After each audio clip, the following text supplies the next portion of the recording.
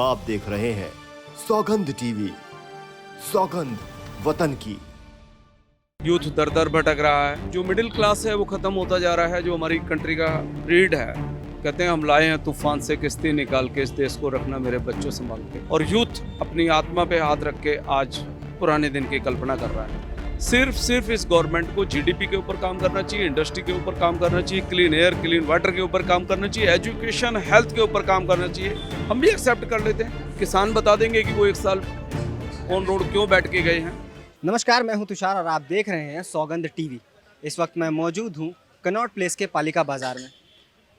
Bharatiya Janata party कहना है 9 साल बेमिसाल।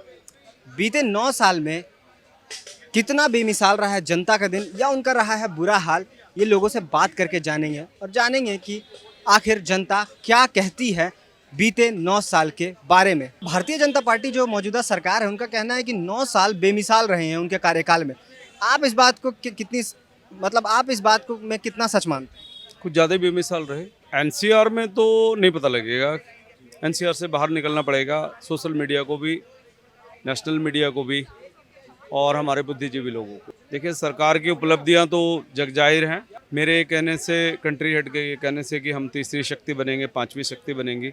यदि ये तीसरी शक्ति बनना है और 5वीं शक्ति बनना है तो आरबीआई चीफ अच्छी तरह से बता सकते हैं, जो एसबीआई चीफ हैं, और जो हमारी जीडीपी कैश जो कलेक्शन डिपार्टमेंट है हमारा, जो अर्थव्यवस्था मैनेज करता है, वो बता देगा। हाँ, अच्छे दिन आए हैं।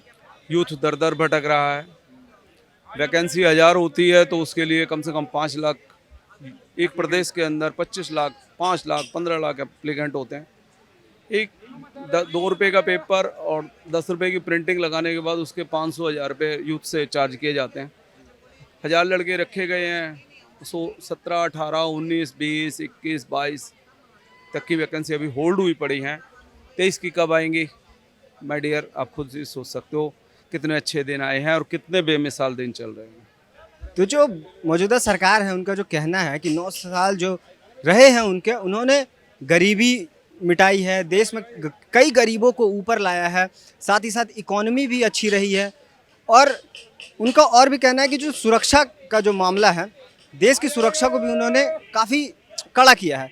तो इस बारे में आपको क्या लगता है, इस बात में कितनी सच्चाई है जो उनके दावे हैं? और ग्राउंड रियलिटी यदि आपको जाननी पड़ेगी तो आप धन्यवाद के पात्र हैं सोशल मीडिया के यूथ लड़के जो वर्किंग कर रहे हैं, चाहे वो छोटी मोटी अर्निंग के लिए कर रहे हैं, चाहे अपने टीआरपी के लिए कर रहे हैं। डू एंड डाई की परिस्थिति में वो काम कर रहे हैं। और अफसोस इस बात का कि उन लड़कों पे भी लगाम कसी जा रही है। कितने यूट्यूबर्स के चैनल बैन कर दिए गए, कईयों को जेल में डाल दिया गया। Doesn't matter. अब जहाँ तक उसका सवाल है कि हम लोग अर्थव्यवस्था में तीसरी 5वीं शक्ति बनने जा रहे हैं, उससे पहले हमें हमारे बुद्धिजीवी लोगों को जवाब देना पड़ेगा कि कोरोना काल की रिकवरी कैसे होगी। और वो जो बिजनेस गए हैं, इंडस्ट्री गई है, रोजगार गए हैं, यूथ आज ऑन रोड है। मैं for example I am government servant, मेरी सैलरी आ गई तो सब कुछ बेटर है, मेरे को पीएफ मिल रहा है, ईएसआई मिल रही है, बहुत फैसिलिटीज मिल रही हैं। डजेंट मैटर मेरे साथ में क्या हो रहा है। जो मिडिल क्लास है वो ख़त्म होता जा रहा है। जो हमारी कंट्री का रीढ़ है वो बिल्कुल फिनिशिंग के दौर पे है, क्योंकि वो ना हंस सकता है ना रो सकता है। और टॉप के जो ए ग्रेड के लोग हैं उनको टेंशन नहीं है किसी किस्म की। भाई वो पहले 50,000 कमा रहे थे, अब 40,000 कमा रहे हैं। लेकिन जो मेरा मिडिल क्लास यूथ है उसकी आंखों के आंसू सूख गए हैं, हलक सूख गया उसका। तो हम ये मान सकते हैं कि आप जो कहना चाह रहे हैं, राहुल गांधी भी कुछ इसी तरह की बात कह रहे हैं। वो कह रहे हैं कि एमएसएमई जो सेक्टर है हमारे देश का, जो रीढ़ की हड्डी है देश की, इस सरकार ने वो तोड़ दी है। एमएसएमई में बहुत कि गहरा चोट पहुंचा है, जिसके वजह से ये देश की जो अर्थव्यवस्था है वो चरमराई है। तो आपको क्या लगता है राहुल गांधी की इस बात में कितनी सच्चाई? फ्रेंड पत्रकार महोदय, आप देश का भविष्य हैं, यूथ हैं आप। कहते हैं हम लाए हैं तूफान से किश्ती निकाल के, इस देश को रखना मेरे बच्चों संभाल के।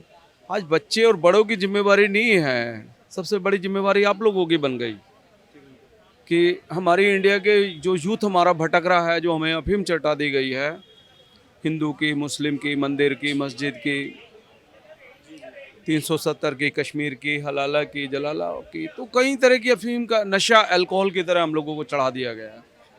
वेट एंड वॉच की स्थिति में है और हमारा यूथ भटक रहा है। लेकिन अफसोस इस बात का कि जब तक वो लौट के आएगा ग्राउंड पे तब तक बहुत देर हो चुकी होगी। रही बात इसकी व्यक्तिगत जो है, बाबा मोटा भाई जी हैं, अमित शाह जी हैं, कंट्री हेड हमारे माननीय प्रधानमंत्री जी हैं, योगी जी, व्यक्तिगत किसी से कोई दुश्मनी नहीं है, वो भी हमारी कंट्री के हेड हैं, सम्मानित हैं, अच्छे काम कर रहे हैं, no any doubt. But better रहेगा कि यूथ के लिए कुछ कर गुजरते ये सरकार, सिर्फ यूथ के लिए यदि कुछ कर गुजरती तो मेरा ये मानना था, और किसी इशू की जरूरत ही नहीं थी आज। जी, तो मतलब आप कहना चाह रहे हैं कि मौजूदा सरकार जो है वो यूथ के लिए कुछ नहीं कर रही है, क्योंकि एक आरोप उन पे ये भी लगता है कि पिछले 45 से 50 वर्षों में सबसे ज़्यादा बेरोजगारी इसी मौजूदा सरकार के दौरान है, इसी कार्यकाल में है। तो ये एक लांछन के तौर पर सरकार के ऊपर देखा जाता है। माय डियर फ्रेंड, पब्लिक ने जो अब की मोदी जी को जो सेलेक्ट किया था और हम लोगों ने योगी जी को सेलेक्ट किया था, आप विश्वास नहीं मान के चलिए, अब गाजियाबाद में चलिए, एनसी यही है 20-35 किलोमीटर हार्डली। हम लोगों ने जो वोट किया था इस बात के लिए नहीं किया था कि नेहरू जी ने क्या किया, पटेल जी ने क्या किया, सुभाष चंद्र बोस जी क्या नहीं कर पाए। इनको वोट भी किया था, सपोर्ट भी किया था, और साहूकार लोगों ने नोट भी दिया था। बट प्रॉब्लम क्या है कि इन्होंने अपने 9 साल निकाल दिए कि नेहरू जी ने नहीं करने दिया। हाँ, अच्छे काम किए हैं, राम मंदिर का प्रशस्त किया है रास्ता, नो एनी डाउट, तारीफ के काबिल है।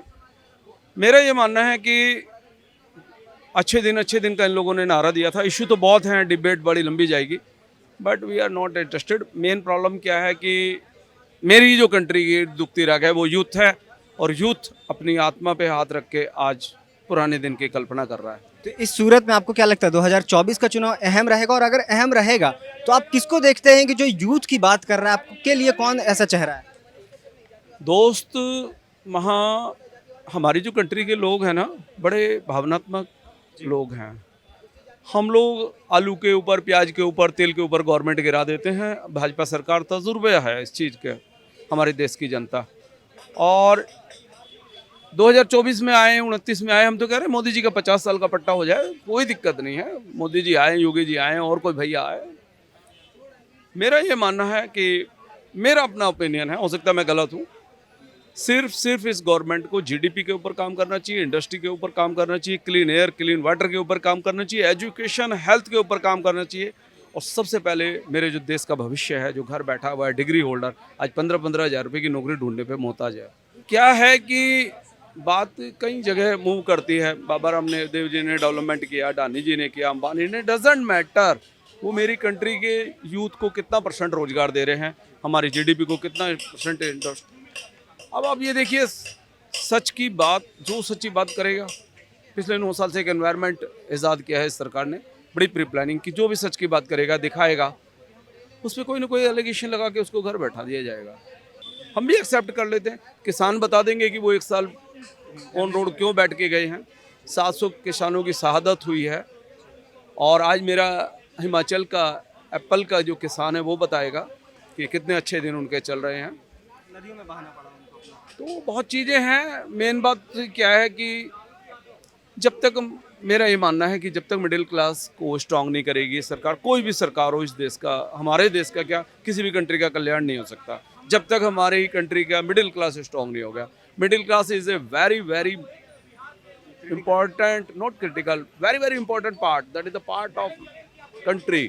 जीडीपी स्ट्रांग करता है मिडिल क्लास, सेल पावर बढ़ाता है मिडिल क्लास, इलेक्शन में बढ़ चढ़ के वोट करता है मिडिल क्लास, सब परचेजिंग पावर, सब सारी चीज़ें उनको, उन्हीं से आप उम्मीद कर रहे हैं, और अफसोस इस बात का, उन्हीं का ही फेस मुंह कुचला जाता है। तो जैसा कि देखा आपने, हमने बात की लोगों से, जो भारत सरकार, जो इस समय मौजूदा भाजपा की सरकार है, उनका कहना है कि 9 साल रहे उनके बेमिसाल, लेकिन लोगों का कुछ उल्टा ही मानना है। इनका मानना है कि 9 साल रहा बुरा हाल, चाहे वो रोजगारी का मामला हो, चाहे वो महंगाई का मामला हो, पेट्रोल का मामला हो, कई ऐसे मुद्दे हैं जिनमें सरकार पूरी तरह से विफल रही है।